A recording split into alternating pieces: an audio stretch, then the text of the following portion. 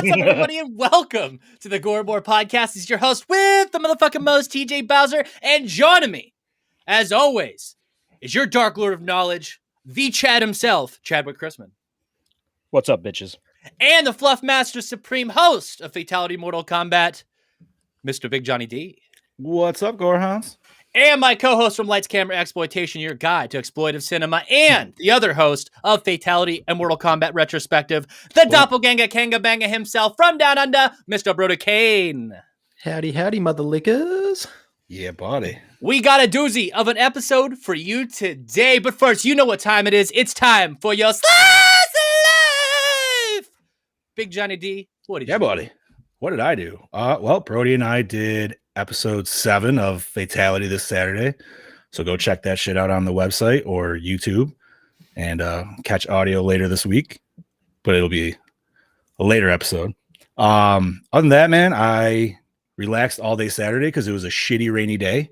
So I gamed with the family. We sailed the 7 seas on Sea of Thieves a little bit, played some Switch. Nice. I went on a rant about Power Rangers, but you can catch that on Fatality because, oh man, Brody caught me. I was pissed, but stupid online games. Had a great Mother's Day yesterday. Hung out with my grandma in the morning, and then took the wife and Madre out to dinner. Well, nice. Lunch/dinner, and yeah, it was good to go. And then we came home, relaxed, and watched this fucking awesome movie, which I haven't seen in like 15 years. So yeah. Chadwick, how you been, brother? I've been well, thanks. Last week was a pretty calm week at work. Didn't have to do much because we're getting ready to roll out all of our old products and switch over to the new packaging, which will be shipping next week. Mm-hmm. So it was pretty calm. We didn't ship anything. We just build up product. We've got so much product it's spilling out of our vault into other rooms. There's product stacked everywhere, and it's pulling orders really fun because we don't know where the fuck it is. Nice. That's always fun. Yeah. So aside from that, not much. It was actually, dude, I barely had a chance to sit down this weekend. I was that friggin' busy. So Saturday, Friday night, I had a little bit of time to myself, just me and Harper. So I watched Scorpion's Revenge. Ooh. Which is pretty cool. It was pretty cool. Unfortunately, I was really tired, so I did doze off partway into it for a minute or so. It wasn't bad. Yeah, I was just really tired. And so, I watched that. And then Saturday, my wife's friend Sarah came with us, came over because we were going to the Pittsburgh Penguins game that night. Yeah. So she came over early and we watched Godzilla vs. Kong again. Oh, nice. Yeah. Because she really wanted to see it. So I got to sit down and watch that again. How many times and is this for you? That's only the second for me. Oh, fair enough. Yeah, so it was really cool to watch that. Then afterwards, we went down to Pittsburgh to watch the game, hung out with my other friend, Dawn. Spent the whole rest of the day just running to and fro after the game.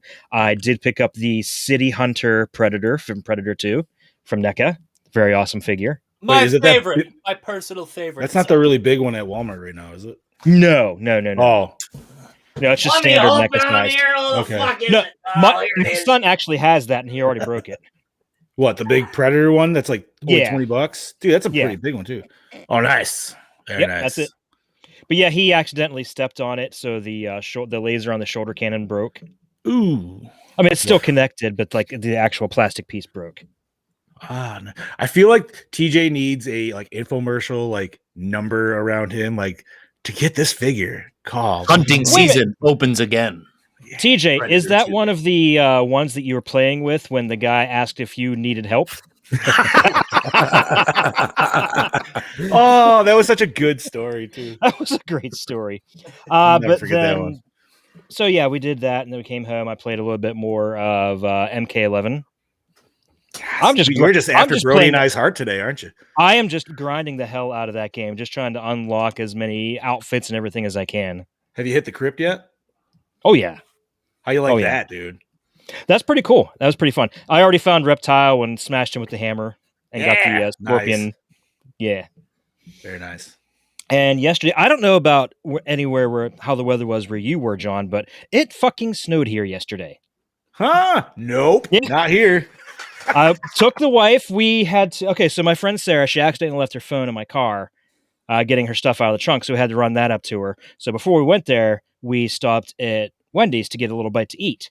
And it was pouring down rain, and then we were sitting there right beside the window, and I noticed the rain getting kind of lighter, and it looked a little odd, and I'm like, it's fucking snowing.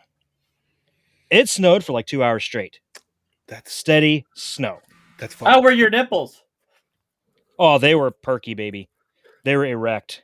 You could cut glass with them. That's fucking. And You're then like, after oh that, shit, we I'm went- locked in the car. Hold on. Then after that, we went to the in-laws, spent Mother's Day with my wife and my mother-in-law, just hanging out, eating. Then, unfortunately, they had a little incident of water. I don't know if there's like a clog in the French drain, so it came in and just leaked inside the house and got all under their brand new laminate flooring they put down. That's why you don't use Oh, French no drains. Can't trust the shit. French. But they do have the underlay there, so it should keep it safe from water itself. That's good. Yeah. Damn. That's a lot of water. So anyhow, by the time I got home last night, I barely had time to watch this movie and do show notes. I watched the movie, did show notes, got a shower, went to bed. It's busy. So yeah, night. it was a pretty busy weekend. But I think I've taken it over too long. Brody, how about you, brother? Oh yeah. Same old shit with me every week, mate. Just flat out working. I don't really do much because I'm one boring individual. But yeah, thanks for having me on the show again, guys. I reckon this is about the second time I've been on the show, especially for this week, motherfucker. What are you talking about? Yeah, we talk to you every week. What are you talking Yeah. about? Yeah, but actually hosting, I bloody know. hosting. Yeah, you bloody Motherfucker, shits you there, got so- two other shows we see you on. What are you talking about? And we love them. Yeah. So you hosted, what, as many shows as Johnny does? Yeah. Well, yeah, because we technically we're still on the joints and joysticks, but that's still in discussion mode. So, Aye. but coming soon. Yeah, no, I'd fucking obviously recorded another episode of Fatality with old Johnny Boy there, which was a bloody doozy of an episode. If you want to head over and suss that out, peeps. What else with me? Oh, I went out on the weekend for the first time in like 4 to 5 months and hit the brewskis for a surprise birthday. It wasn't too bad. Home early. Yeah, fucking not much. I collaborated with TJ on some secret stuff. I won't get into too much details, but yeah. Chad So knows that's- about it. Ooh. Yeah. Yes, Chad Daddy. What'd you think, mate? What'd you think? I was very impressed. Ooh. I was very impressed. Thank you. I like where it's going. I really like it. Thank you kindly, sir. Yes. Thank you very kindly. I don't want to reveal too much. I will say what I read is very well written, and I could actually see the events playing out. So it's very, very, very well done. We did it. Yeah. It's greenlit. Yeah. But yeah, in saying that though, I got this fucking. I better. You bloody ordered show it. something. You ordered Are you your gonna first spoil it? Vinegar Syndrome movie this week. That I did. The Fear from 1995. Is it Morty, the doll that comes back and plays Yeah. on people's fears? And we there's a second film. I didn't realize there was a second The Fear.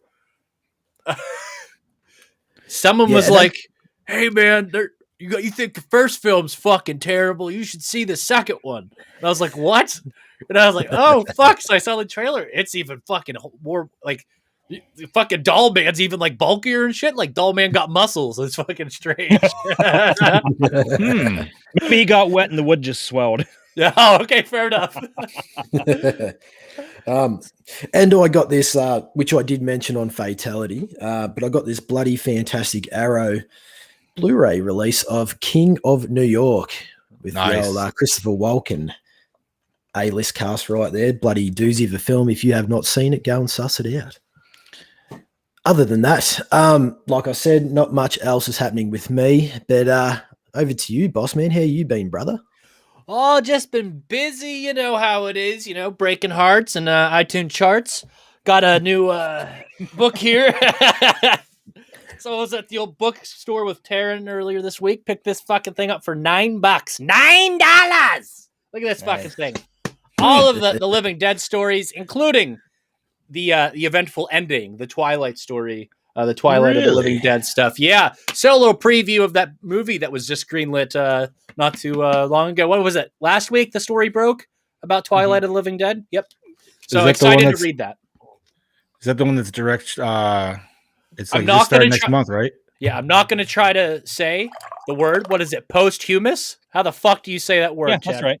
Posthumous. Posthumous is how they. I don't know. Posthumous. Post, Oh. tomato, potato. I don't care. It's It's all the same. It's the final work of George. I'm So excited. it's cool to see. It's actually, I was talking to Brody about it. I was watching an interview with him the other day, and he was like, I just kind of made movies about social issues and then threw zombies in there. I was like, yeah, man. Yeah, that's the way to be. That's the fucking way to be. But yeah, I ordered Skin Deep, that movie I talked about a couple weeks ago. I actually got my pre-order in on the limited 2000 run. And then I think, did I talk about After Effects last week? The effects, the documentary about the movie Effects? I don't think so. I remember the other one. Mentioned at some point.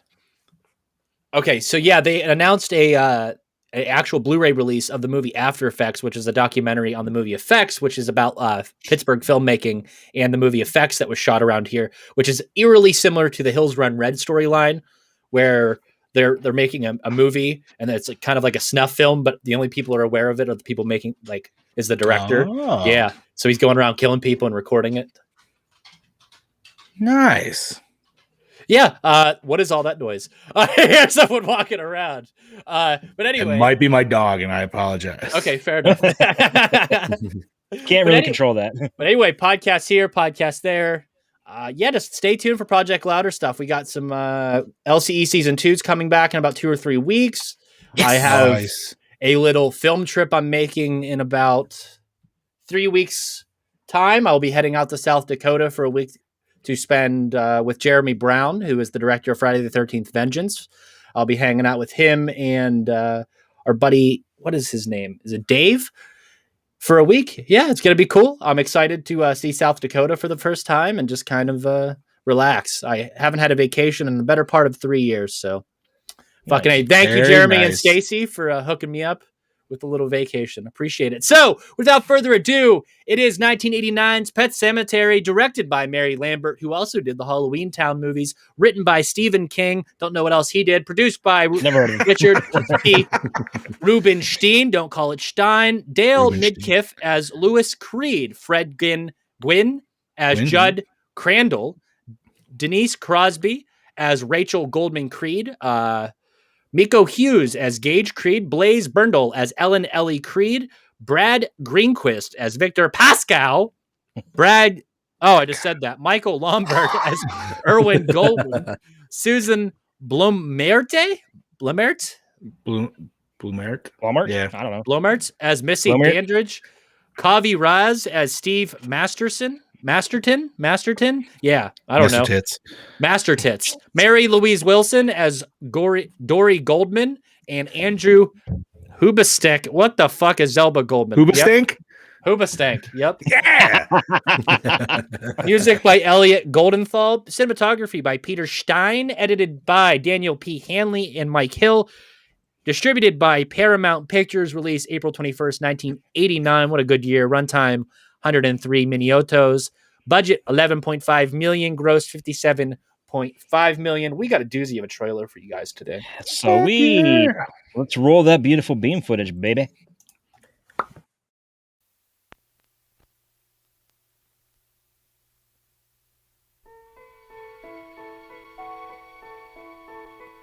At the edge of the woods, behind the Creed's new house, is the old animal graveyard, the place where devoted pets are laid to rest. Daddy, is church all right? What is this place? I brought you here to bury Alan's cat. I dreamed he got hit by a car and you and Mr. Crandall buried him. Why, Judd? I had my reasons. What did we do tonight, Judd? What we did, Lois, was a secret. But some don't stay. May the Lord bless you and keep you. May the Lord make his face to shine upon you. You're thinking thoughts best not thought of, Lois. Daddy's gonna do something really bad. That's why no one ever buried a human being out there. You're thinking of putting them up there. Don't deny the thought hadn't crossed your mind. And why nothing ever rests in peace. If it doesn't work, I'll just put him back to sleep. Come back to me, Gage. Come back to us.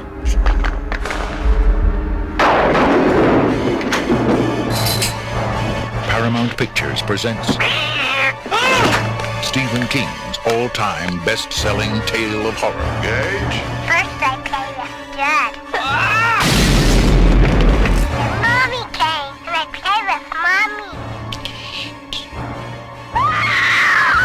We had an awful good time. What did you do?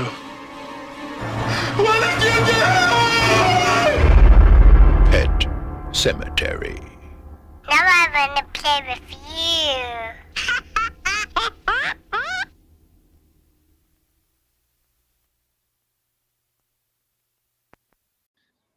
Brody, take it That's away. a fucking trailer. Holy Dude, shit. I that was I good. just watched that movie last night, and I've seen it several times, and that that gave me chills. That trailer gave me so chills. fucking good. I want to watch it again. And yes, Scuba Steve, that is from the Amityville Horror, the music.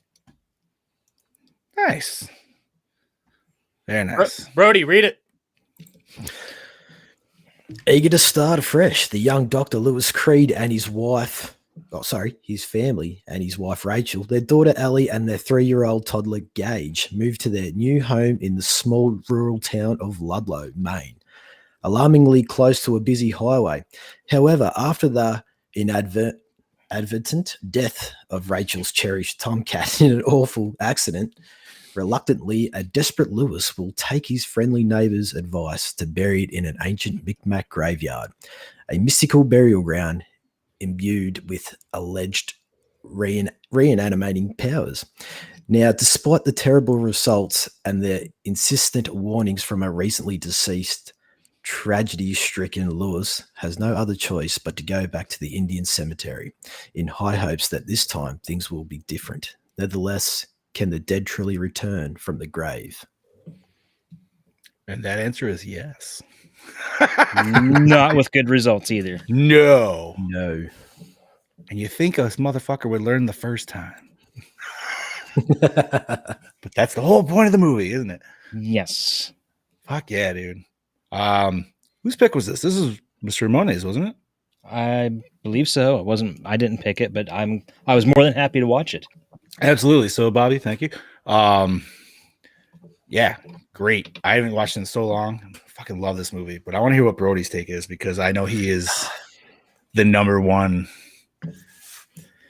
Like he was already telling me he wanted to come on, but he's like, well, I don't want to overtalk and like try to defend everything. And I'm like, no, This is to Brody what Maniac is to me. There you go. That's yeah. I'm more than quite happy just to hear you guys just because like all I'm going to be so fucking biased and just be like, I love this film because of this, for that, you know. And I do talk about that in our our later questions anyway. But look, it's definitely a very intriguing idea. I mean, for the fact that Stephen King was able to move to a town and then actually move next to a fucking pet cemetery itself, it's quite poetic in that sense, you know. Just happened to be a Stephen King moving there to this to even see that, but to conjure up a story of not only real life incidents that happened to him and blend that in with the cemetery itself, I think it works incredibly well in the storytelling department. Was Stephen King attacked by a zombie 3-year-old? Like minus that. Okay. I mean, it could have been in a coke fever. It's very possible. Okay, fair enough. It was more so the realism of like how his children's cat was killed by the fucking road of trucks and that. And I just like how he blends that realism into his stories, you know. Obviously it heavily inspired him, and for him to actually write it, then store the book away for a while. Because not only did it scare him, he sort of thought it wouldn't actually sell as well. But yeah, no, for him to actually write the screenplay for this film as well, it was pretty interesting. Which is rare that we get a good, you know what I'm talking about? Right. Yeah. Like a crossover, because just because you can write a book doesn't mean you can write a screenplay per se. Well, I don't think like there's a lot of track record of like his screenplays really adapting well to the screen. No. I think Creepshow would be the exception to that. Yeah. What's a good example? The cat movie. Skinwalker. Is it? it's Wait, not wait. Skinwalkers. We talking Sleepwalkers. Sleepwalkers or Sleepwalkers. Cat's Eye? Sleepwalkers, right? No, the Yeah, Sleepwalkers. Yeah. Okay. Yeah. What's That's- Cat's Eye? Cat's Eye was a anthology movie. It was 3 different segments. I think 1 or 2 of them was only based on Stephen King stories, but they all revolved around a cat. You really got to see it to understand. A Fair very enough. young Drew Barrymore. Yes. All right. Now, Brody, what'd you say? I guess we'll this is going to be a little bit different episode because I guess Brody actually has some information about this. You said Romero was supposed to direct this? Yeah, so that would probably, obviously, in Chad Daddy's notes, it's a pretty big thing that Ramiro was actually meant to. Well, Stephen King had him in mind to actually film this, and but it was around the time that Monkey Shines was being made. So yeah, and like I told Brody, like think of how different this film would have been. I think it would be a lot more grounded, and I think the supernatural aspect would have probably been toned down, and the let's say the story might have been toned up a little bit. I guess Romero tells stories differently. So I think that maybe it would have, I don't know, played out a little bit differently. But I'm happy that Romero actually bought the rights in 1984 for $10,000. Oh, Really? Mm-hmm. damn. Oh shit. well, we know what the zombies would have looked like, but That's true. That would have been. He would have had a way different take on that. I feel.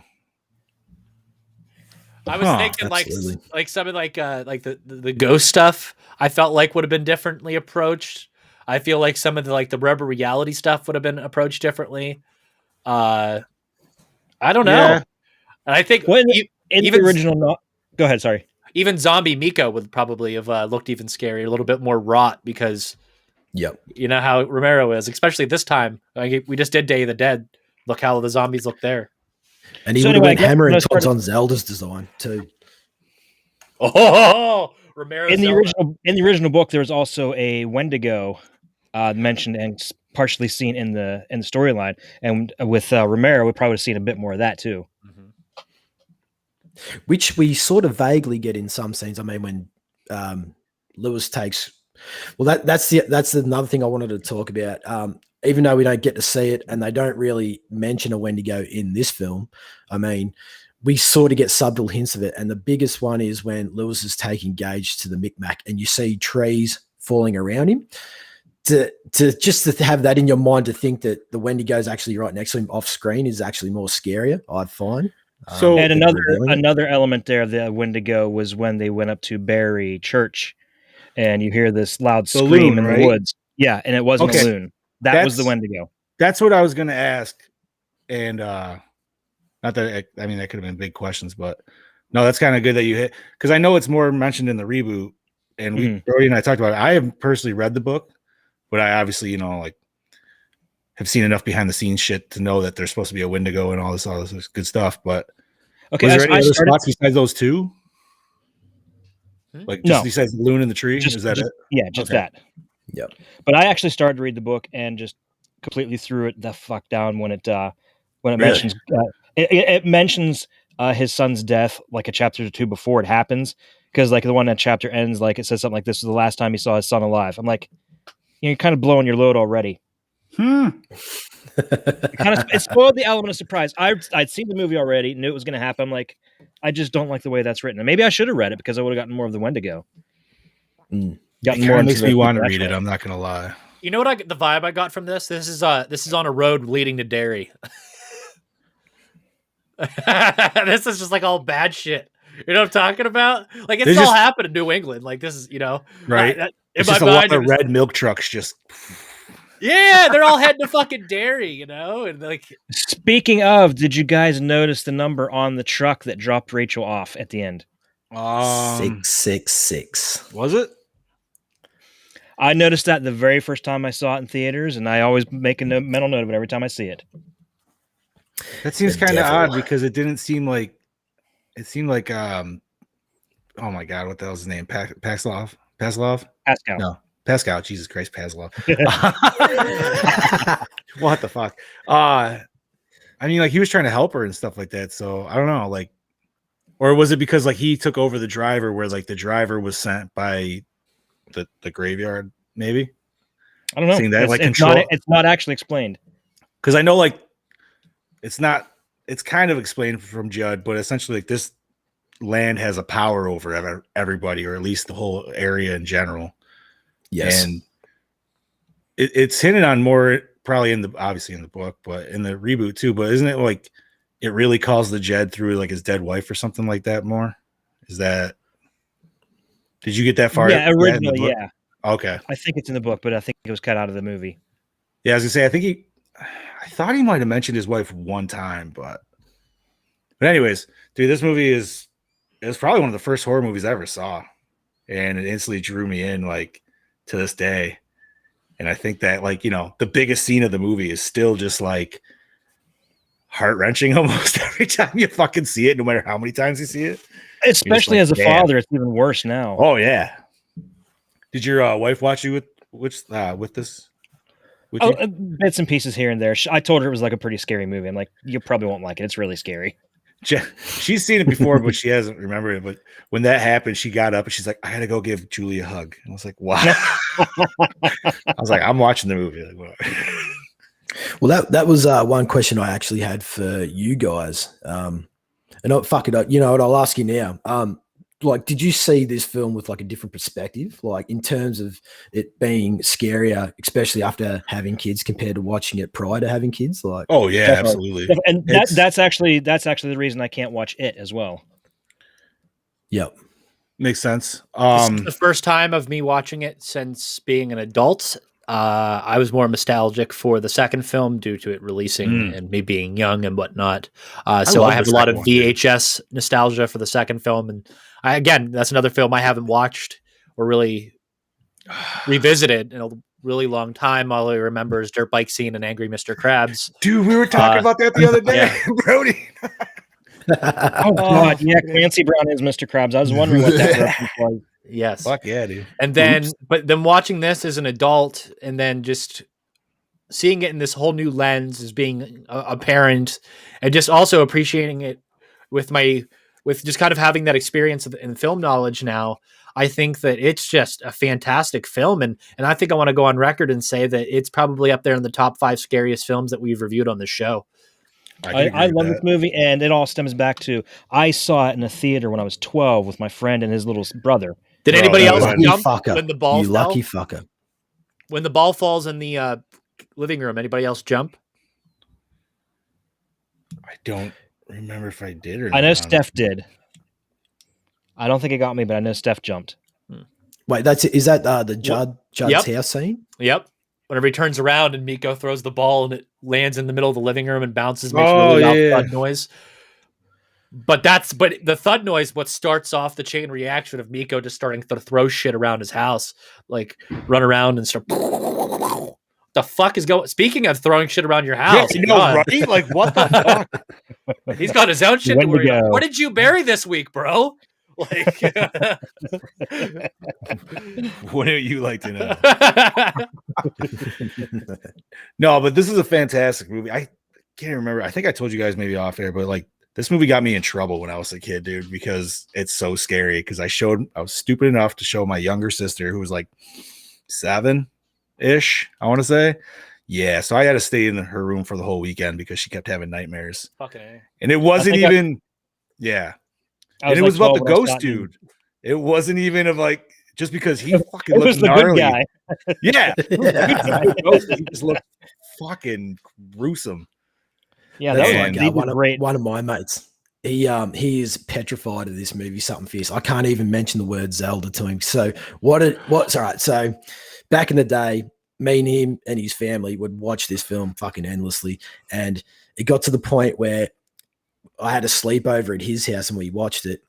But every time the Zelda scene would come on, he would be outside. Like he would just be outside for the rest of the film. And then later that night, we were like inside the house and his brother like cool, Brody. Oh, thank you, kind sir. And he fucking pulled me out of the bedroom and threw his brother in the bedroom and locked the door and was screaming Rachel through it. in the pitch black, and he was like bawling his fucking eyes out. And I think even to this day, that's just sort of fucked his head in a bit. Like, yeah, because you can't mention the word Zelda to him at all, and he's just like, "Fuck up, don't." Is So that even if you Batman new? What's that? Is that Batman new, John? No. Oh God, no. No, like to the display behind you. Yeah, I mean, he was farther back, but I brought him over for the MK versus DC. episode. Oh, okay. Because I was So- like, when the fuck did Batman show up? Like, Okay, I'm glad I'm not the only one that didn't. okay. notice Batman. So this I is feel better now. I feel like this is like 89. Okay. Yeah. Which is Fair kind of enough. also like perfect for this movie today. I was like, you keep adding shit back there, and I'm like, what's going on, man? Bro, like there's more shit. See, like I need more Yeah. camera space because like I have a whole fucking wall of shit over here too that you guys never like that's all my Yeah. Ghostbuster shit and everything over on that side. Yeah. Oh, I think you need to do a video tour of your man cave at some point. Mm-hmm. sometime. Dude, once I finish off the basement, then fuck yes. Right now it's still just obviously very cave like. Oh, by the way, so we're getting a house. Like it's the house we're working on, right?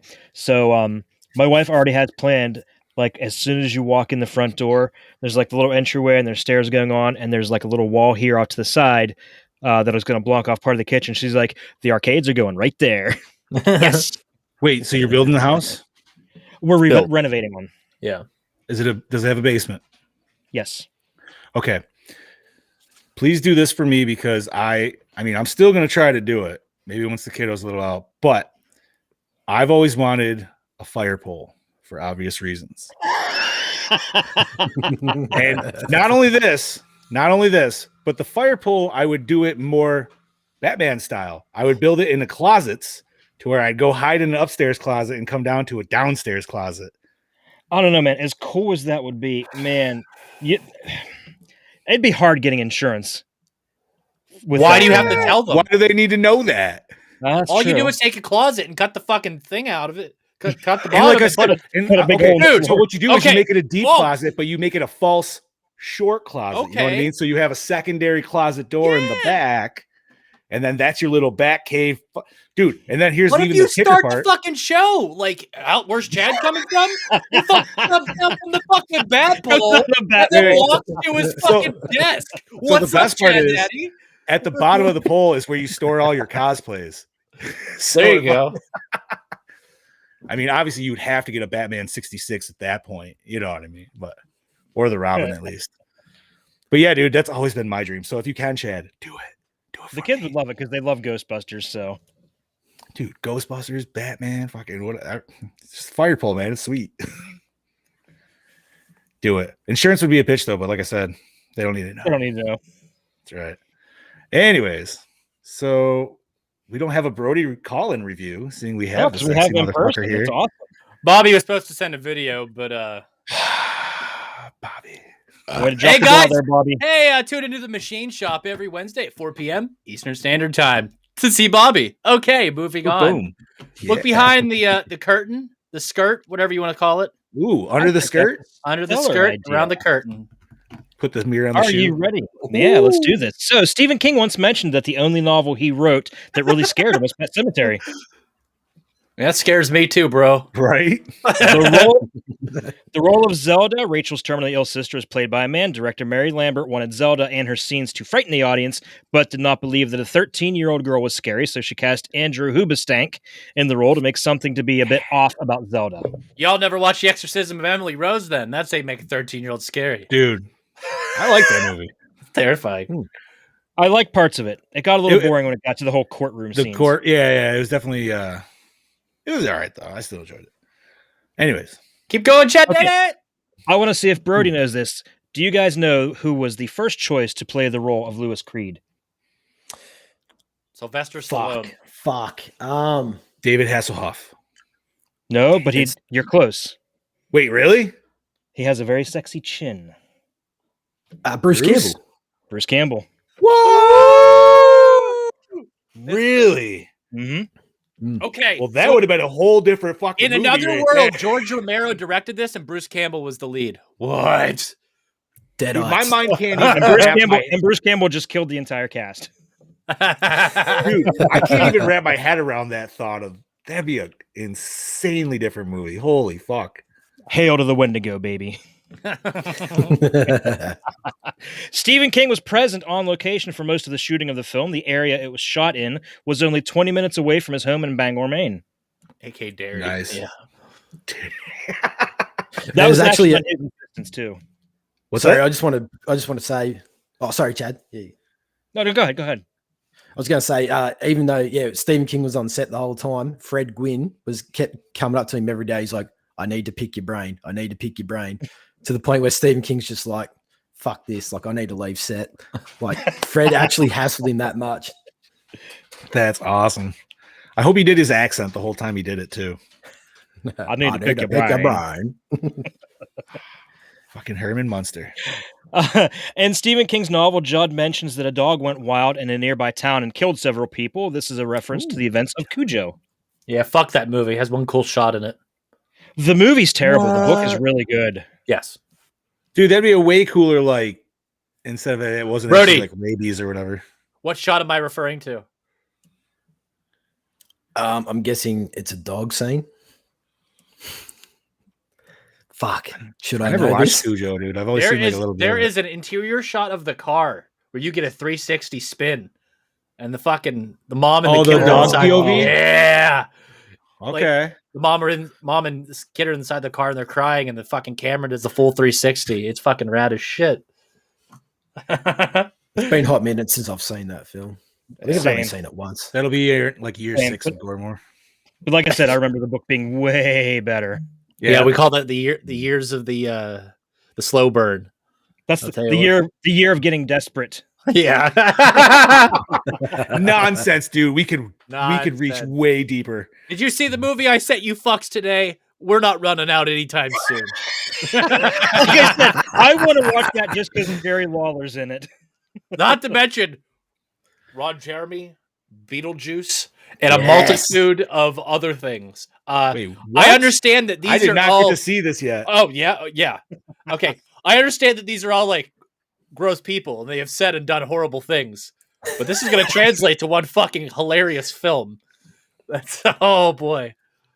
LCE You're talking episode. Beetlejuice, like the little guy, Yeah. right? Okay. Yeah. The legend beat the man, the boxing champ. I remember getting introduced to him in like like old school late night Howard Stern show, dude, on E Network. I remember that old show.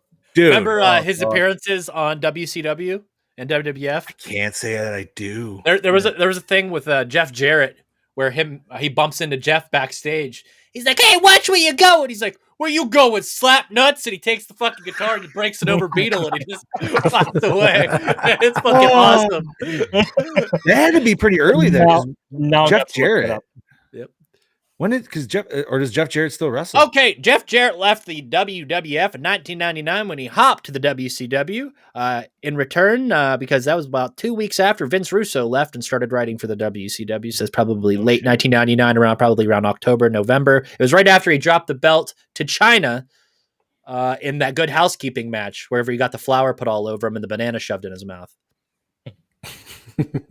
Your information on this astounds me, dude. Holy shit! That's all I gotta say. Look.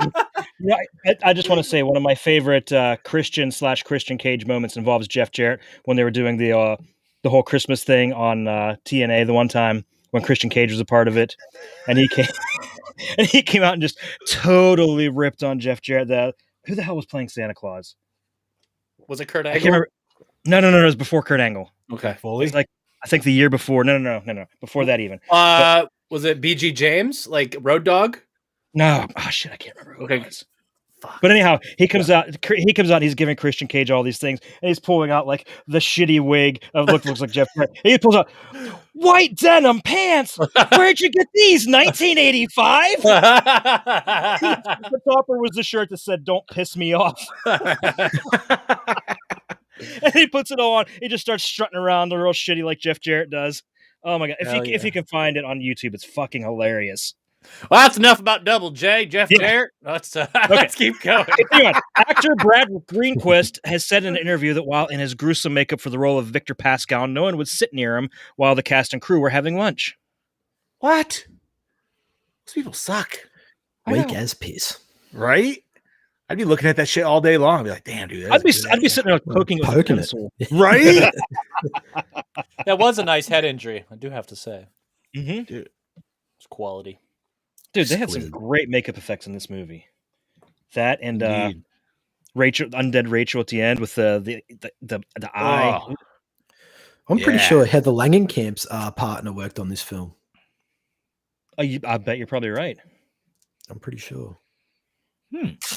What's Heather Langenkamp's other connection to this film? New Nico Nightmare. Fuck that Nico movie. You say what was it? New Nightmare? Uh-huh. Yeah. Yeah, he played her son. Oh, yeah. Dylan. That's right. As I remember, my favorite part of New Nightmare was the cute babysitter. That's all I can remember about it. Rubber reality goes meta. Works every time. Okay, where are we going? The original screenplay featured the Wendigo that was mentioned in the novel, but it was ultimately cut from the film. Its presence is implied only twice. First, in the scene where Lewis is walking through the woods at night and hears something large knock down a tree. And second, when Judd first takes Lewis up to the Indian burial ground, there's some kind of loud crash deep in the forest, followed by a long, almost feminine howl. And that's when Judd says it's only a loon, but it's clear he does not entirely believe it himself. That was not the Wendigo. That was me and Bigfoot having a good old time. Yeah. Although I will laugh because the subtitle said loon. So did not say loon Wendigo. So I was like, that's why I was like, Again, Sometimes, yeah. a good pummeling from Bigfoot. It could have been, dude. You go into a whole different movie, then you're gonna exist. Oh, we've already talked about the public from Bigfoot in another episode. Which will be also next Friday too. Yeah, Or catch this Johnny and Friday, I this talking Friday. about Friday, butt this Friday. pummelings for Bigfoot on Somewhat Supernatural this Friday. Cuba Steve's already dying. Yeah. He's like, you fuckers, dude. Hey, we cut a promo for you, buddy. Yeah. Okay, continuing on. So, continuing on. The original cut of the film delivered to Paramount's executives was judged to be too long, so excess footage had to be removed. They also decided the closing scene was too tame, and at their request, it was reshot to be more graphic. Unfortunately, the director, November of last year, came out and said that all of the cut scenes no longer exist. Thanks, Aw. Event Horizon. Thanks. That's why. Yep, that's why they've never been included as an extra. Motherfucker. There we go, Brody. Another one to the list. Okay, let's see. We already mentioned George Romero. Director Mary Lambert said that Fred Gwynne was her first and only choice for the role of Judd Crandall. And what a choice it is.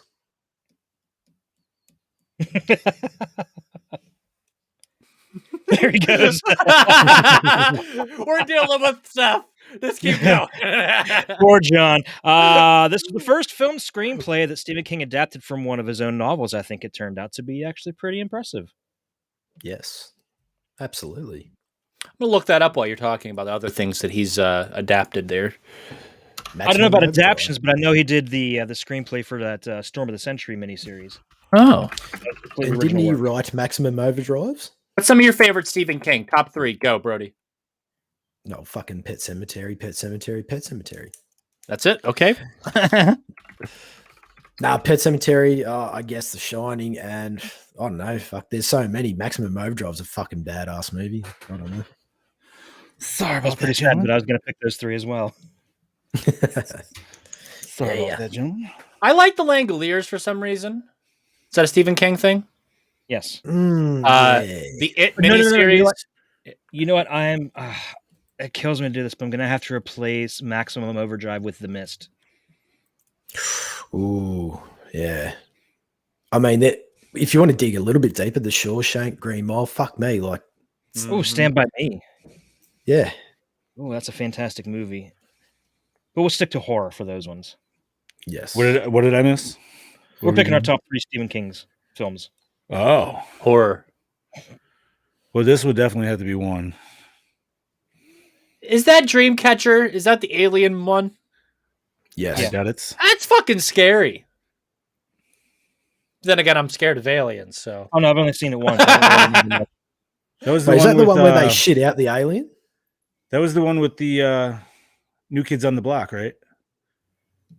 Donnie No, Wahlberg. Yeah, Donnie Wahlberg. Yeah, I got it. yeah, I like it's so stupid, but all I can remember aside from I Duddits is the scene where they're flying over the little Oh. aliens, and they're the way they're moving look like little sperm cells swimming. Lawrence Kasdan There we go. directed it. Got some Stephen King novels on this bad boy, so Nice. I will pick Pet Cemetery. Oh, Children of the Corn. That's nah. I was gonna say that motherfucker wrote Indiana Jones. That movie does not hold up. It was scary when No. I was a kid, but now it's not scary at all. That movie's. I remember watching that when I was a little older at the time because everybody was like, "Oh, you got to watch Children." That movie fucking is boring as shit, dude. It is. It is. Yeah. And maybe if I watched it now, I'd appreciate it a little bit more. But I Carrie? don't know, man. Ooh, Christine was a good one too. Firestarter. I think I would have to throw. Okay, so Carrie, I definitely. You have De Palma and Stephen King. Like, what the fuck? Like, you're not talking about that. Like, yeah. Fuck. Yeah, there's too much. There's too Silver much. Bullet, right? We could, Yeah, we Yeah. can do this Oh, for days. we could do an entire Gary episode. where we Busey, just dude. discuss it. See how Silver Bullet. Silver Bullet's my third. Do we have an Argento Stephen King Oh god, crossover? I don't think Brody. Brody's like, don't fucking. it doesn't sound. I don't believe so. No. No, I don't think we do. All right. I was just hoping there was some sort of anthology film made in the 90s. Because I know there's a Nah. Romero Argento, Two Evil Eyes. Mhm. But and then what did you say about the other thing, the cat thing? Cat's Eye. Cat's Eye. The cat's eye, yeah. Oh, by the way, I need to correct myself. Last week we were talking about the Event Horizon Blu-ray from Scream. It came out the end of March. See? I'm not fucking crazy. I could have sworn it got delayed till May. Huh. Well, maybe I have to go shopping after this. Yeah. Although I'm not Finish. gonna lie, dude, I kind of want to get this one after watching it. How I did. Less than $20 in some stores. Oh, really? In 4K, yeah. Dude, is it the 1 and 2 combo pack too? That's amazing. 25. It's Yeah. one in remake combo pack in 4K. They don't make 2 in 4K because Scream Factory has a release of 2. Motherfuckers. All right. Okay, so let's continue on. Star Fred Gwynne's hair is actually black, so he dyed his hair white on a regular basis for the role of Judd Crandall. No shit. That's awesome. During the film, the character Judd, played by Fred Gwynne, mentions he had a pet named Spot. Spot was also the name of the pet dragon on the Munsters. Can I mention something? No. Yes, it's your show, buddy. Of course you can. Anybody notice the use of red? On the trucks? No, just in the film itself. I mean, I noticed all the trucks were red, which I kind of. Well, the dad signifies wears the that's a red dad. hat in a couple scenes. It's Yep. the way red contrasts, and then the dead guy, the red shorts, Brody. Well, I was going to say something. Oh fuck! I was going to say something a little bit different, and that was the color yellow that was used. In this Oh, film. look at that!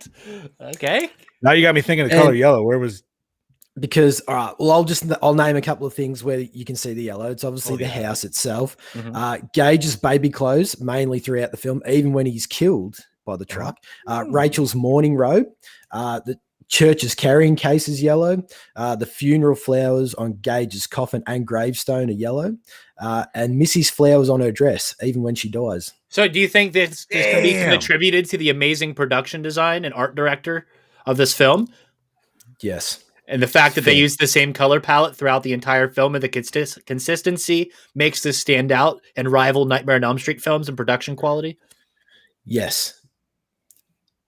Quite possibly. Interesting. But going back to your color red, that's also like, yep, the trucks.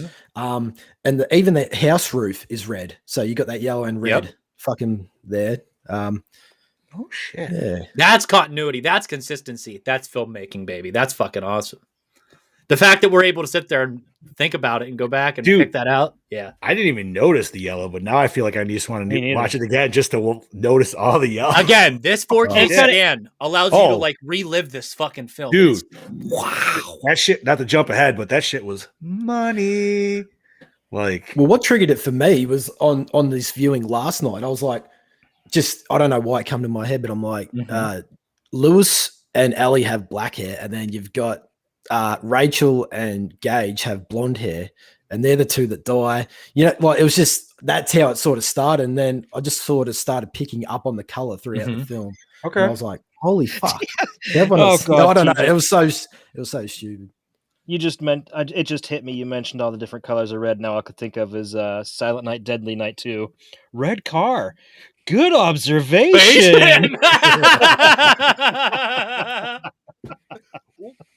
Oh, good God.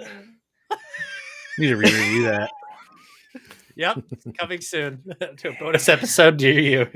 right. Fucking Okay, continuing on. Over the years, critics have frequently voiced concern over the impression that being in this film must have left on young Miko Hughes. On the contrary, his parts during the horror sequences were shot separate from the more disturbing elements and violent action. He was later edited into those scenes while a dummy was used during the more intense action footage. Danny much?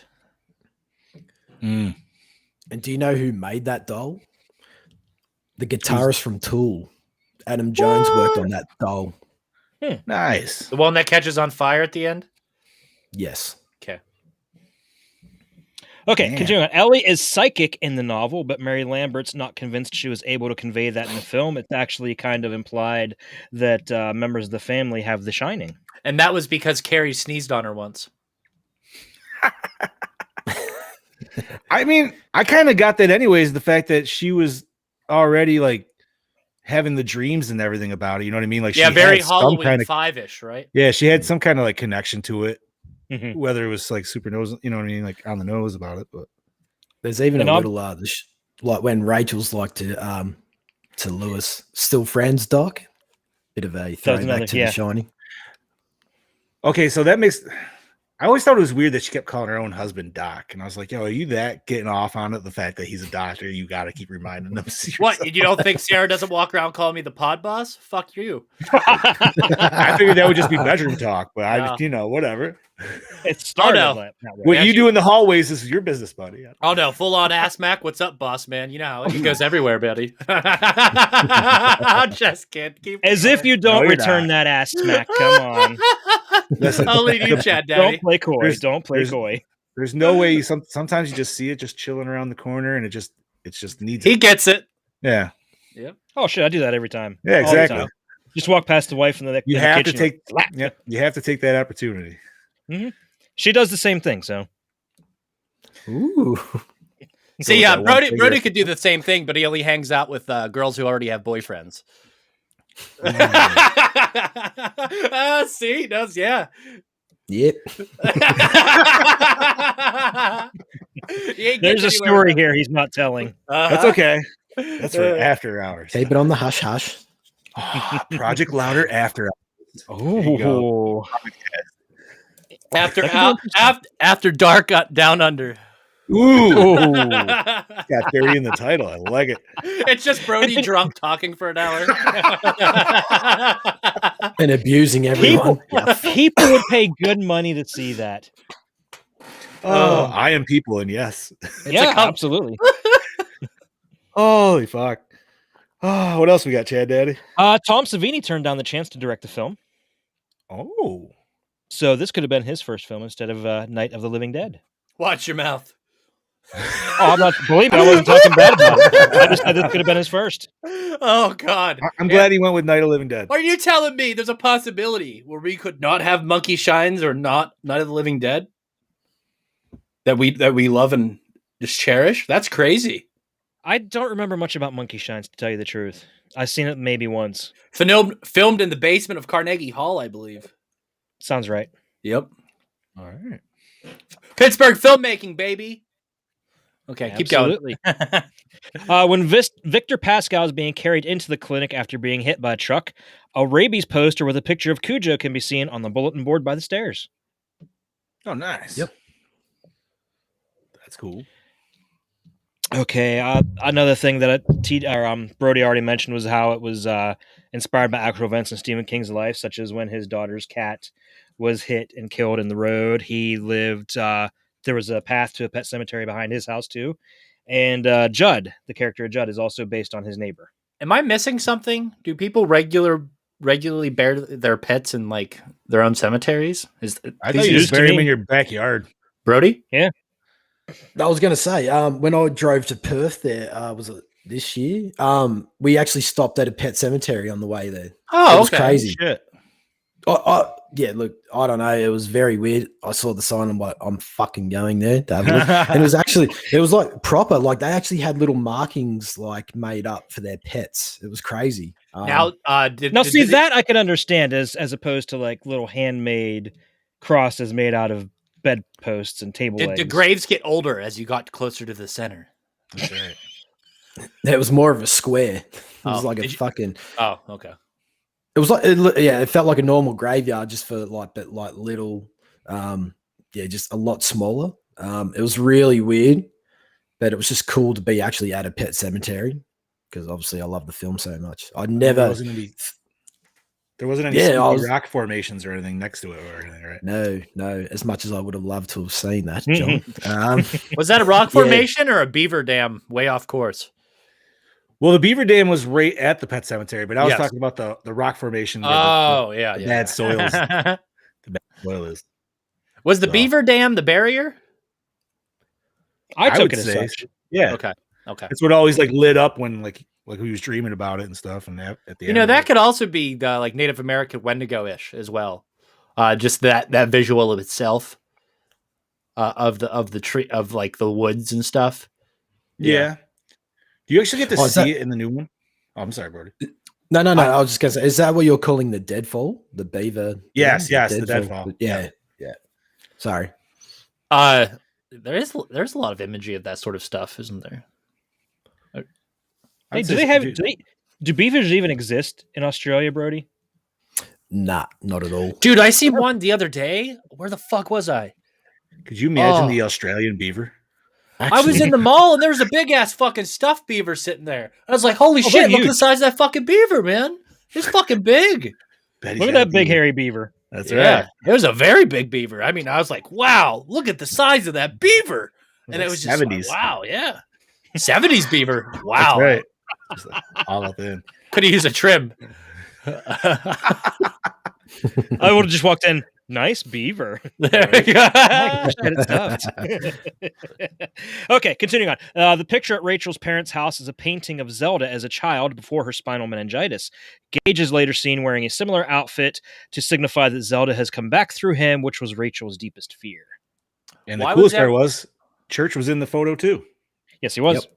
That was foreshadowing. I got a question. Was everybody fat when they were young? I think they just had puffy dresses. Oh, okay. That's what my take. That was supposed to be Zelda? Uh-huh. Okay, that was actually gonna be a big question because I was like, I had no idea what, like, obviously it was some foreshadowing, but it was just like, was it more of a foreshadowing like she was always gonna die by Gage like that? Like Gage and the cat? I don't know, but man, that was a creepy looking painting. And I could be wrong, but they show it twice, but I'm pretty sure the second time they show it, it looks like it's almost like they have another version of it in a stairwell more than the room that they were in. Yeah. Okay. Yeah, I That's caught even that. more fucked up. No, thank you. But Okay. anyways, what else? we So got going back, the flashback sequence when Judd is telling Lewis about burying the guy in the cemetery. Timmy Baterman. Timmy Baterman, yes. So as the house goes up in flames, Timmy Baterman shouts, "Love dead, hate living." This line is originally from The Bride of Frankenstein, as spoken by Boris Karloff as the monster. Timmy repeats the line a minute or so later, too. Mhm. Dies the same way. Yep. Mhm. House on fire. Poor Timmy. Okay, I mentioned the Timmy.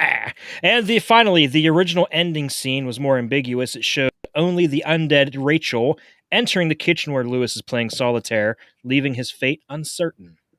Brody, he did not mention it. So say your thing. Bumper sticker.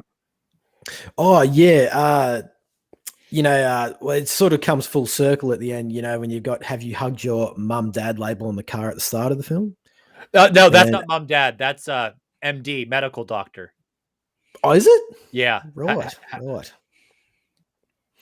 Ah, My I mistake. get it My now. mistake. But it's just sort of comes full circle. And not only that, there's a fun little fact that when he lays out his cards on the floor. You get to see a 2, a queen, and was it a joker? No, might have been, no, Jack. Jack, sorry. Yep. So the Jack represents Judd, the Mhm. queen's his wife, and the 2 is for Gage No because shit. he's 2 years old in this film. Oh, is he too? No shit. Yes. Yeah. All right. There's just little things there. And did you also notice how the figures on the cards actually resembled tarot card figures? Yes. Yes. At first, I thought he was playing with tarot cards. First but- time I saw it in the theater, that's what I thought too. Huh. That's cool, though. Oh, and I've also got to add to the foreshadowing. Gage is playing with a red truck. You know that scene when they get panned from the living room to the sunroom, and it crashes into the boxes. So that's obviously Gage foreshadowing his own death because it's a red and yellow truck that he's crashing into boxes, No shit. which crashes into him. Is it every time they show the house, they show a truck going past it? It feels like it. Okay. And I feel like every shot, it's almost the same truck, except for one time it's a garbage truck. But it's still a red truck. That's at the start, isn't it? Well, so they show the milk truck, and then it's Yep. the garbage truck, and then it's like I feel like it's just the milk truck all the time after that. I could be wrong on that, but I feel like So every that- time it was just Yeah. a quick whip by and just to, express that they're still living on the highway or whatever. But So I know when Judd's house is burning down, you see a truck, like an actual big truck, go past. have to that just means another rewatch on it. How many trucks did we actually have? So what else we got, buddy? Anything That's else? it, baby. Oh, that's it. That's all. Oh shit. I had more, but most of it Brody touched on, so I felt no need to repeat myself. I'm very sorry about that. No, it's fine. It's cool. That's awesome. And you know what sucks is I feel like big questions we've kind of hit with a lot of behind the scenes and shit too. Let's see. So we already did the Wendigo one, which that we actually hit pretty early. Okay, so am I to assume it's just the magic of the land that makes Gage like as strong as like 2 guys when he becomes evil? That's what I thought. Can I explain the lore the way I interpreted it? Explain away, Daddy. Native Americans blessed the land, performed some sort of ritual to resurrect the dead. It worked until they overused it too much. Then the land turned sour. Then the people they started putting into it started coming back bad and killing people. So they stopped using it and left it. So that's how I interpreted the story. Mm-hmm. So do you think they were coming back as Wendigos themselves? I would think that they were just coming back in a as human shell. What was it? He said something about the ground. It changes them. Well, yeah, because they soil's keep bad, so- they keep characteristics of their former selves, almost like a deadite. So I don't think that they're getting. It's almost like they're possessed by, you know what I'm talking about, because they keep characteristics and use personal stuff similar to deadites, but they're not as strong, because Miko Hughes isn't flying around and shit. I mean, he does So launch can we out of the just say that- attic in that one scene, like we just wah. But So it's almost more like the possessed ones in Demons. without the the stronger- characteristics, Without the intense weird, mutations. yeah, Yeah. Because I'm just saying, like, Good analysis. I mean, you could always argue it with the Child's Play movie too, but like when they're like anybody that's wrestling around with Chucky, you're just like, why can't they just like, huh? But it's like, you know what I mean? Like, but he does it in this movie. He actually does throw him. he does, but Gage still kind of like puts up a way more of a fight than I would expect, like a 2-year-old like that. But at the same time, sometimes 2-year-olds can be a little assholes. Or is the fact that he's dead and rigor mortis is set in, so it's kind of tougher to move his joints around. I was just thinking it'd be funny, like if that was the magic of the land, like a 2-year-old baby came back as like strong as like a fucking like 6'5" dude, just full on like Voorhees. Do you reckon Gage was possessed by the Zelda spirit or another evil spirit that took over his body? I would say I think another spirit. Well, here's the thing. Land in Zelda itself. was nowhere near any of this shit. So Zelda's Right. appearance was literally just kind of like a rubber reality type thing. Well- so I think Chad's Wendigo theory works because then it's kind of like a possessing thing where it kind of reveals itself to whoever like their fears or type thing is. So, Yeah, like it uses Rachel's fears against her. mhm. Okay, is I was gonna Zelda, say because yeah. I could see the Zelda thing just because it's her voice that calls her in a judge's house at But first. there's definitely some rubber reality scenes because we also see Right. Judge House in a different form of decay as well. which And was awesome. it's Yeah, it's so cool. I don't And the even. reason why is I asked that question is because you see Gage and Zelda wearing the same, Gage is wearing right. the same That's shit true. outfit as the painting. So that was the other thing I was sort of like, oh, Okay, you know. I could see that. It's interesting. Or is this motherfucker crazy and he's just killing everybody? He's imagining all of this. So the dad? yeah, because he's going crazy from his kid dying. Dude, that would be a Now flip. that would be a ending. very cool movie. Holy shit! That'd be That'd like be a cool shrooms almost, or something. He killed like himself that. at Like, the end. He cut himself with the fucking knife. His wife never came back. What are you talking about? Okay, so glad you brought it up because that was another big question. Is after Rachel kills Lewis, what do you think happens to her? There's no mention of him in the second film. Well, there is, but they kind of like brush past it. Well, yeah, About the veterinarian, the old veterinarian mentions him because Mhm. about the cat. Brody and I discussed that the other night too. Really? No, what the fuck was it, dude? But yeah, what do you guys think happens to Rachel after this? Because nothing's ever explained of like what happens to her, or like does she just go back to the cemetery and like rebury herself now that everybody's dead, or is like she I'd on a say- hunt for Ellie? Like Maybe all the way to after Chicago. maybe like, after she killed him, her work was done. Because it always seems that whatever comes back tries to kill whoever it is that buried him. Or maybe Because this is a the good time cat- for. The cat was only aggressive to him. Okay, here comes Brody talking about. I wrote a fan fiction once where she comes back. Not at not- all. you're I not was off. not going to say that. I Okay. was not going to say that. I was going to say that would have been a perfect time for Ramiro to shine to make the sequel where her, Lewis, and Gage is fucked off, but they go into town, kill people, bury him in the cemetery. All zombies come back. That's how zombie plague starts. From Would have what been what I was perfect reading, that sort of happened in the remake. yeah, you get zombie family. Yeah. I literally just read it right before we did the show, so I have no idea. Yeah, I need to watch it too myself, but John, yo, buddy, can we talk about the questions? Are we good with you? I think we're good, man. Okay, so John and I watched it in the 4K version. Paramount has a 4K release, and they also have a double release with the remake if you're into that sort of stuff. I mean, to each his own. Yeah, pretty good. The new scan is gorgeous, and it's definitely dude. allowed me to appreciate this film on a whole nother level. It was so nice, man. So I'm good. assuming this was the 4K version that was on Prime. Correct. All right, then we all three watched the same one. Yeah, buddy. Chad made sure this fucking week. He's Again, like, wait a minute. I think Oh, yeah, Chad I has a did. problem seeing the thing in the corner that says UHD that's really small and it's in black. No, he saw it this week. This week you saw it. You did for sure. He learned Okay. from last week. He's like, wait a minute. Fuck that. I missed it. Was it last week? What did we do last week? Event Horizon. Event Horizon. 'Cause Oh, that was the that's one where right. he was like, where the fuck was it? I'm like, the Yeah. one next panel over. Yep. Which I they did it noticed. again. But yeah. And This it's the same having a price, remake so fucks everything. It does. But it's not as bad as Night of the Living Dead when you search it on streaming. Also true. There's like 7 or 8 different versions of that film, and then remakes, and then fucking Yeah. spin-offs. Indeed. So, wait, Douche how of did the you mo- watch it? Wait, well, how did Brody watch it?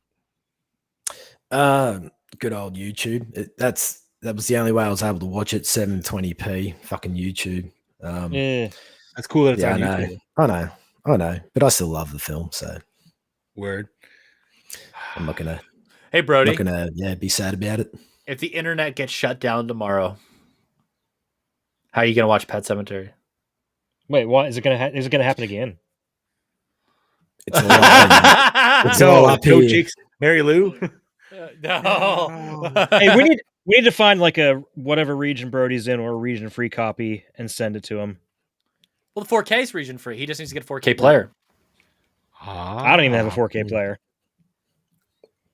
We tried to go and determine how expensive it would be for him to be able to acquire such things. And Yeah, it's, what did you say it was? It was like was it double the amount? I think it's pretty much nearly double. Yeah, Damn. it's shit. All right, so douche of the movie. The father-in-law. Father-in-law. Rachel's father-in-law. Oh, Jesus Christ. Absolutely. Fuck that dude. To start a fist fight in a fucking funeral. Right? Then he's like, my bad. No, fuck off. That's what I was saying. As soon as that scene ended, I looked at my wife. I said, I would have stabbed that motherfucker right then and there. That's why Lewis gave him that little like limp wristed fucking handshake at the. He's like, "Fuck you, dude." No, that was an easy pick for that one. Yeah. So, favorite kill. Judd. Also have to agree. God damn Yeah. it. But it's so gnarly, dude. Any Achilles tendon cutting just fucking does me so wrong, dude. Doesn't matter how many times you see it, it still makes your skin crawl.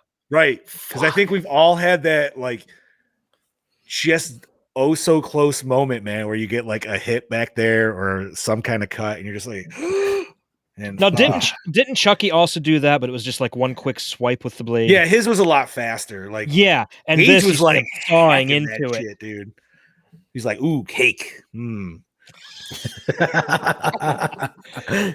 Ah, no, that was. Yeah, that's an easy one. That's Judd all the way. And then I could say, like, obviously, most traumatizing kill would be Gage with the truck. That's a whole different question. What do we got next, gentlemen? Best scene. Best scene. I really love the scene where after Gage's funeral, Judd and Lewis are sitting at the table drinking a few bloody frothies, talking about Timmy baiting. But it's also leading up to I reckon the greatest bit of the acting of the whole entire film, where Judd blames himself for Gage's death. It's a pretty heart-wrenching scene. Not only Gage dying, but Fred Gwynn definitely sells it. I think I'd agree with you there. I think that's going to be my pick too.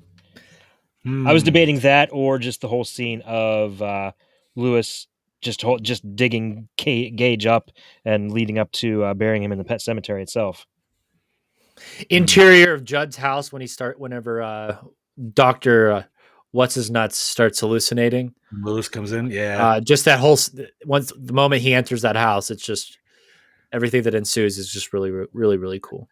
I feel like it almost looked like Stephen King's house from the end of Creep Show there. Kind of, yeah. Awesome shit. I don't know if that was like allude to that too a little bit. Oh man, I think my favorite scene is Lewis's dream scene when he first gets taken to the pet cemetery and told no and stuff. Like I liked it. Like that's where he started going crazy because like muddy ass feet, and then just to end it with that way, like I don't know, that was just a cool like oh fuck, dude, this legit happened. So yeah, I'm gonna have to go with that one. Opening scene. Oh wait, Brody, that scene? He already said it. Yep. He went first, yeah. Opening scene. The opening scene. Oh yeah, I guess we talking about the credits? Yeah, the opening scene was the credits, just the showing the pet cemetery itself and the little kids reading the epitaphs. Yep. I mean, it was actually it was a little creepy, so yeah, I think so. Definitely. Yeah, I think music and for the tone film. So yes. Yeah. Indeed. Best tits, hottest girl, best dick. Brody? Well. I chose Zelda because that character he's definitely got the trifecta there. I mean, you know what? That's all I'm saying. That's all I'm saying. I'm not gonna. It's a dude playing shit a woman. to shut down. Oh, I'm gonna have to go with the Doc, man. Lewis. He was a handsome dad. He was a handsome dude.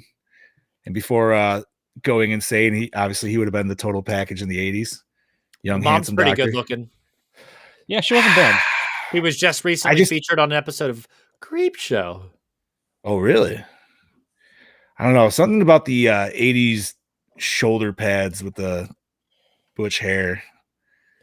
But she's the only girl to really choose from, so I have to stay her anyway. So this was probably like literally no. Was this before or after Star Trek Next Generation? Star Trek Next Generation was 88, right? Yeah, so this was like right after they killed her off. Ah, okay. She a season 1 girl. Yeah. Yeah, she got They killed could off, I think, partway into season 1, like halfway through. Make it so. Again, I watch more Deep Space Nine and Voyager than I have anything. So Fair enough. Can't argue with that. Both are excellent shows as well. All right. So we are on. Wait, score. did everybody say? Everybody said. Yeah. TJ, who did you say for your best dick? Oh, I didn't. I said the girl, like the mom. Best dick. That's a Hold hard on. one. That's a hard one. That's what she said. Pun intended. Ooh. I don't know. I mean, Judd's performance sells it pretty well too. So Yeah. I'm pretty. Yeah, I'd go. Probably have to go with Judd. he likes to smoke and drink, and I'd like a party. little Herman Munster meat in me. So yep. Yeah. He could be your Score. Bigfoot. Oh. Music. Elliot Goldenthal, not to be confused with Rick Rosenthal. But Elliot Goldenthal does some fine work, so I think the score definitely set the mood. It was very suspenseful when it needed to be. It was Alien somber when it 3? needed to be. Alien 3, he did the soundtrack to that. I have that one That's as well. coming up too. Oh, we did Yes, it Drugstore is. Cowboy. Alien Batman 3 is next Forever? month. Batman Forever. Val Kilmer. Batman. God damn it. Is that Nipples? No, that's not Nipples. That was That's Clooney. Speaking of Batman Forever, did you see that they're now trying to get the release the Schumacher cut what does to that trend include? because it's a What? much darker version of the movie. Really? Wait, who did? I thought Schumacher did. Oh, you're saying like what he actually wanted, like the actual director's cut. Like with Okay. with like the Snyder cut. Gotcha. Really? Mm-hmm. See, Forever wasn't bad. Batman and Robin though, just Batman and Robin was garbage, but it was nice. It was nice seeing Uma Thurman, her ass, in that Poison Ivy costume on the big screen. fair enough. It was nice. I don't care what you say. Judge me if you want. She had a nice ass. They fucked their boy Bane though. Made him fucking ridiculous. Hey, that's the best version of Bane we get. I'll fight you. In theatrical mode, yeah, I guess Compare he's closer to the it comics to than comics. fucking- Oh, Yeah. yeah, absolutely. Not okay, Mr. Hardy. I'm sorry, but sometimes, okay, sometimes. No. You know what ruined it with that whole movie is just like how off that his voice was compared to everybody else on the voice track. It just sounded so dumb that it just Dude, ruined it. to this day, I completely refuse to watch the movie. I think it's stupid. And you know what? I think the whole premise behind it is stupid. Bruce Wayne would never give up being Batman just because his girlfriend got killed. I'm sorry, it just wouldn't happen. I do think that the first two films are perfect examples of like some of the best cinema ever. Just my opinion. I think Christopher Nolan just is phenomenal. But I think Begins is better than Dark Knight. Batman Really? Begins. Is That's a far hot superior. take, buddy. I don't care. Batman Begins was 10 times better than the Dark I Knight. do have to say, I am a little impartial to Begins because my boy Scarecrow's all up in that shit, and he's That's the fair. tits. And they do him dirty in part 2 by making him Yeah, a they little do. bitch at the beginning. Yeah, that was Yeah. kind of bullshit. Because he's scary as fuck in part 1, especially when he gets on a horse. Right. Oh man, you guys are gonna. But I do got to fucking say, watch the this. scariest version of Scarecrow is the Oh, Batman dude. Arkham series in the video games, voiced by Bro. Robert Englund. That shit, yeah. Although I do love Scarecrow in Injustice 2. Is that the weird like reversed voice type thing, where he's like sounds like he's in Scarecrow realm all the time? What's that in Injustice 2? Yeah, do they use that type of voice? I think so. Yeah, it kind of sounds like a little reverbed, whatever. And he's got the I don't know, he's just really tall and he's got the scythe and shit like that. Like, Does he have needle hands? no. Not in Injustice. No, because he has the scythe and no, because he breathes the gas on you and shit like that. And he like hits you with like gas bombs and shit like that too. Fuck yeah, Cool. dude. We're on a whole different DC topic right now. Not want to go back to. Not want to play Injustice 2 again. God damn it. Favorite character? Judd. Judd. Well, that road. I think Brody agreed, but he just nodded. No, sorry, I zoned out there for a bit. Fucking Coffee hasn't kicked in yet. Yeah, Judd Crandall. Yeah, fucking yeah, big swinging dick honky tonk there. Yeah. I like it. Absolutely. Oh, we forgot best song. Oh, dude, Ramones. Oh yeah, how'd we get that? Yeah, Ramones. there's only Pet 2 songs in the Sematary. movie, and both of them were by the Ramones. But yeah, Pet Cemetery. Scary. Which I believe. Yes. Yeah. That's what you Oh, get to God, hear no. in right at the end. But don't they play it in the truck on the 666 truck as well? Is it playing on the radio in there? That's a different Ramones song. Was that the No, other no, one? no, no, no, no. No? That was the truck that hit Gage. That was Sheena was a punk rocker. Mm. Okay. Sheena Riz. So Sing it, Brody. Scary? Oh. Hold Was up it scary? today. Oh, Yes, it was definitely scary, and yes, it holds up today. Yes. Yes. agree on both fronts. Acting so far above. Oh, it's so good. Like even Brody said, like that Judd scene where he cries is just ooh, buddy. Fred Gwynn really nailed it more than he nailed it harder than anyone did. Paul Ashford yeah. said this was his last role. I think so. Sad. Okay. Yes. Not to mention, Miko, a 2-year-old, fucking doing what he did on this film. Right? Is incredible Is stuff. this his first role? Like- Yes.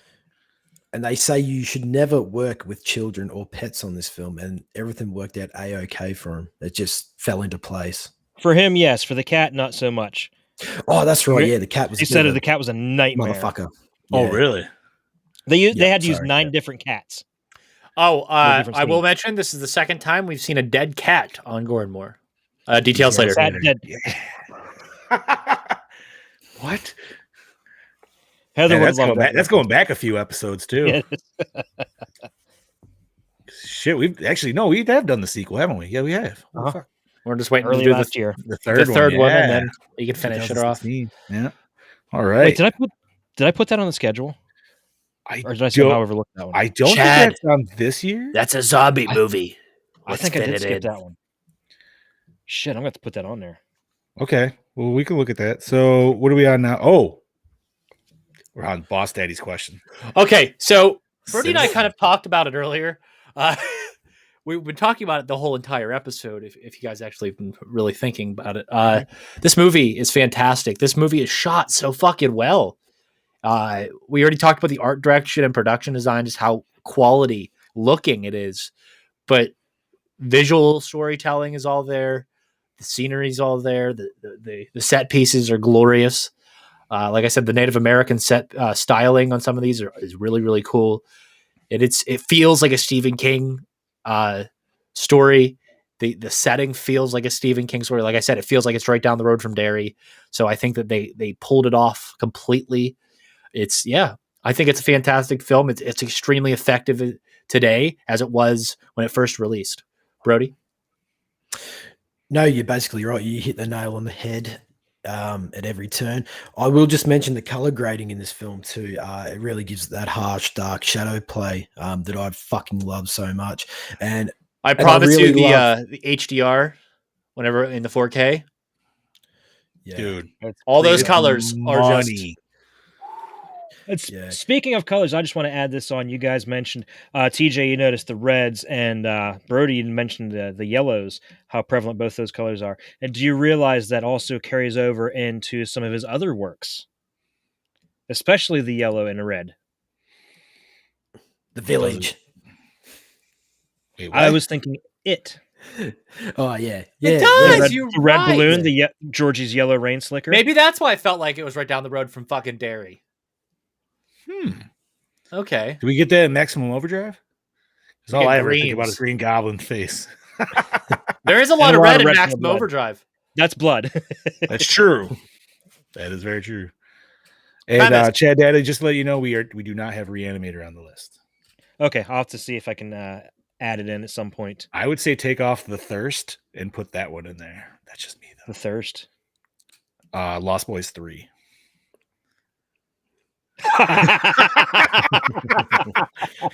Are you telling me you're going to deprive the sweet people of Feldman in a nightclub with vampires? Are you telling me Well, that? I don't know. It was just one of the ones I saw that. Listen, I'm down to watch either one. Okay, Brody's first episode was Lost Boys episode with us. So, 2. Yeah, I wasn't here for that one. yeah.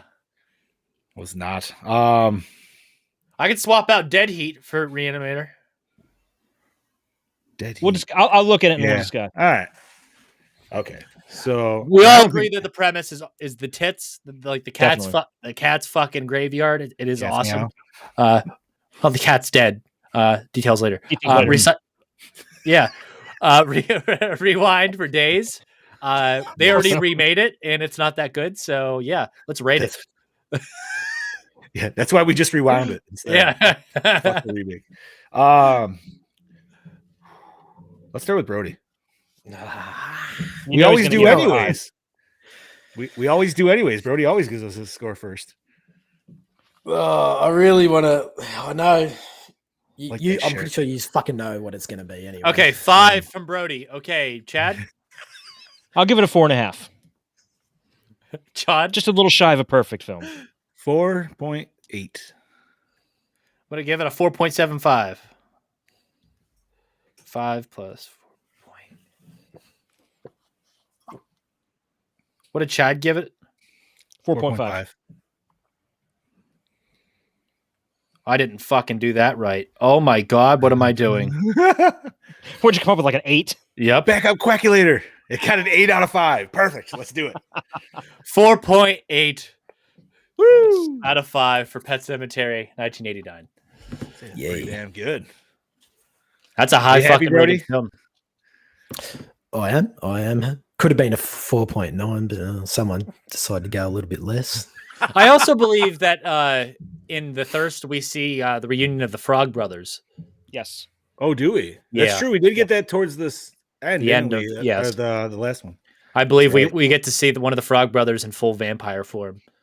Again, nightclub, lots of blood, lots of cool shit. I guess we're just gonna have to skim through the list here then. But all right. So we are on that. That's it. That's it. So, What's next that is week, it. motherfucker? Oh, you know, next buddy. week. What do you think We're- it is? We're leaving without looking- perfection, and we're going to Mexico. Oh, we're going Quentin Tarantino. Woo! Bang, bang, baby! From dusk till dawn. What? By the way, No! how have we made it this long without doing From Dusk Till Dawn? That's right. We haven't. We haven't even should. talked about it, really.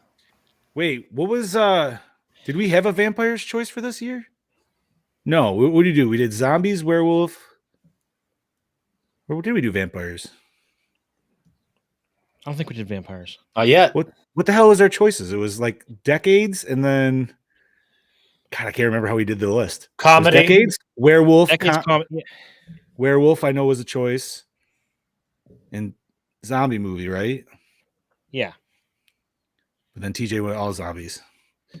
It was No, he went all right. Romero. It just happened to be all zombies and the crazies. Monster No, Squad. Crazies was mine. Because that was Yeah. 70s. Oh yeah, decade. he picked the remake. Yeah. We just planned it so it'd be Romero heavy this year. Yeah, that's right. So no, Oh, next shit. week will be Tremors 2 then. What? Yeah, that's what I Uh-huh. said. We're leaving perfection Oh. and we're heading down to Mexico. Oh, I thought you were talking about Quentin Tarantino's From Dusk Till Dawn. No. We're gonna go We didn't even do Tremors 1 on this episode. Wait, did we do Tremors on this podcast? We did No, we did Tremors, Tremors in on the Comics other and Kaijus on the pod swap. Oh, that's why I'm confused as fuck. I don't even remember doing Tremors. No, because remember, that was the whole thing is we didn't necessarily have a movie and Tremors was my pick, but you were like, yo, let's do it for this. And then I'll That's give you right. Tremors 2. And I was like, I am not going to argue with that. That's fine. Oh. Yeah, because we didn't want to do it twice within like a couple months of each other. No.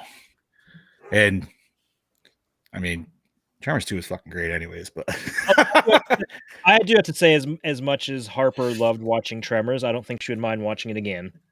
right. Like we talked about on Comics and Kaijus. Tremors is a perfect introduction to horror for kids. Okay, now I got to ask you guys this: the movie afterwards is Alien 3. David Fincher, Which version are we going to cover? the longest one they have. So you That's want the director's cut, right? the extended cut, Okay. Why? That's the way David Fincher intended it to be. right? This is his first film too, isn't it? I think so, if I remember correctly. What extended cut is it? Mhm. Or a producer's cut, I think they also call it. Okay, well, it says it's all on Prime and Cinemax and all that good shebang. I've got the Blu-ray set. I'm good. Might have to go shopping. All right. Hell yeah. I don't think I've ever actually seen the director's cut of that one. I've only seen the theatrical. It's a much better cut of the movie. Oh, I've heard. It's Fincher. Is So that after? There's really cool long shots of people doing a lot of stuff. Is that the week after Tremors 2? Yes. Fuck yeah, dude.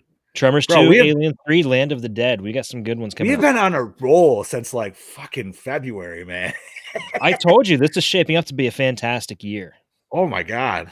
And Land of the Dead is about the Bush administration with zombies. If you didn't know that. I mean, that definitely is during the era, yeah. Think of the paranoia think about where Fiddler's Green is and how it's everything and how that hierarchy set up, and think of how that society is being run at that time. Fair.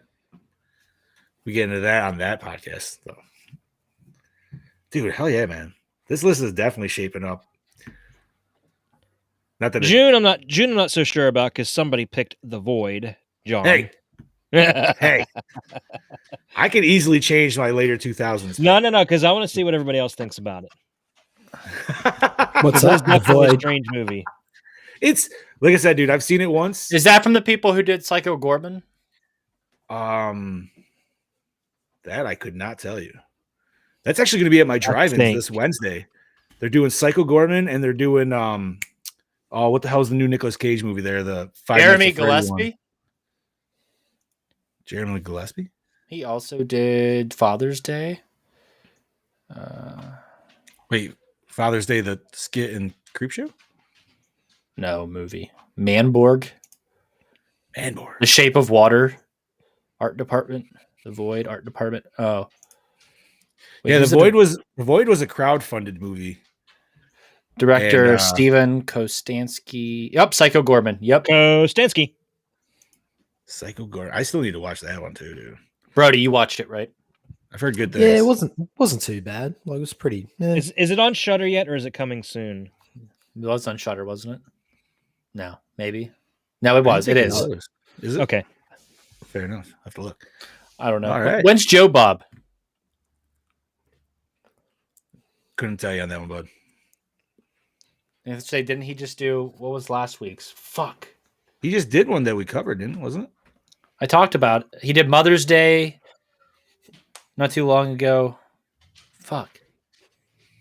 I can't even think what he did last episode. Anyway, I'll see you guys next fucking week. This is your host with the motherfucking most, TJ Bowser. Signing off. This is your Dark Lord of Knowledge, a.k.a. Chad Daddy, saying, see you next week, bitches. This is your Fluff Master Supreme, Big Johnny D, saying, see you later, Gorehounds. And this is your double ganger king and banger all the way from father fucking down under saying